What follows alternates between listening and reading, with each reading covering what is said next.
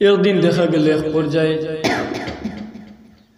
আল্লাহ রসুল সাল্লাল্লাহু আলাইহি ওয়াসাল্লামের খিদমত জলিল কদর সাহাবী হযরতে আবু বকর সিদ্দিক রাদিয়াল্লাহু তাআলা আনহু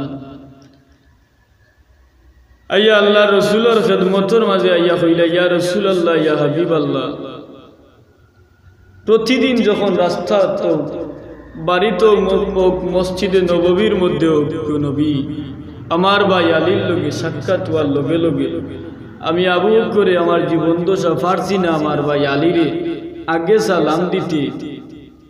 প্রতিদিনের নিয়া দেখা যায় তাই না আমারে আগে আগে সালাম দিই, কিন্তু আজকে তার ব্যতিক্রম। ইয়া রাসূলুল্লাহ, ইয়া হাবিবাল্লাহ, আজকে আমার ভাই আলীর লগে ফতর মাঝে আমি আবু বকরের সাক্ষাৎ হইছে।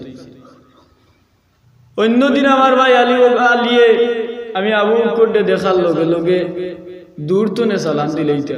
হযরতে আলী আবু বকরকে একটু উর্দুর সম্মান করতে খেলে সাহাবীগুলোর মাঝে মুরব্বী আসলে আবু বকর সিদ্দিক, এর কারণে হযরতে আলিয়ে আবু বকরকে একটু খেয়াল করিয়াও তাই সালাম দিতা, কিন্তু আজকে তার ব্যতিক্রম ঘটি গেল।